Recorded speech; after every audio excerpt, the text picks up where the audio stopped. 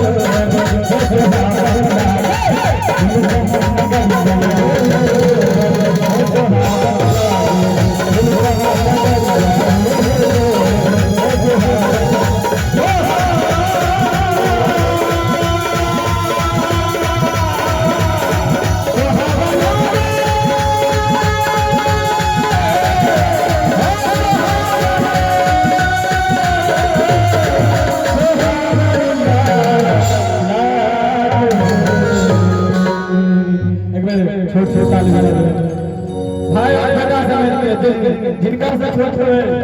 बउआ बेटा समझ में जे सीनियर है उनको सिखाओ एक और बेटी बेटी वाली बोलो गणपति जानी जी की चलो सखी घूमैला चलो सखी घूमैला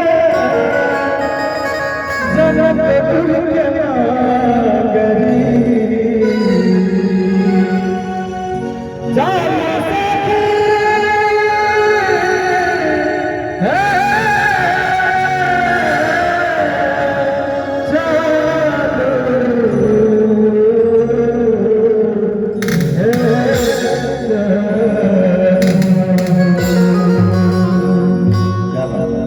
जाती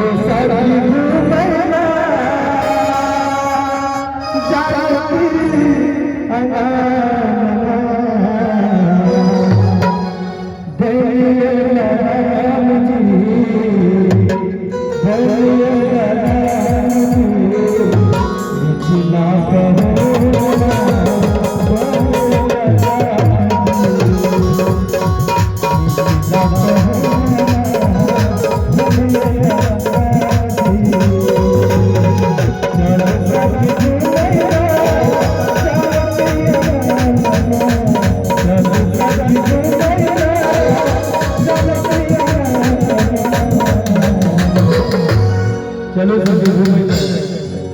आज से निकलने लगे नहीं निकल लगे लगे और एक आवश्यक सूचना ही है कि हमारे ग्रामीण जितने के कुर्सी पर बैठल छी अपने सबसे आग्रह निवेदन जे अपने सब कुर्सी के खाली करी और बारात आज पावती है।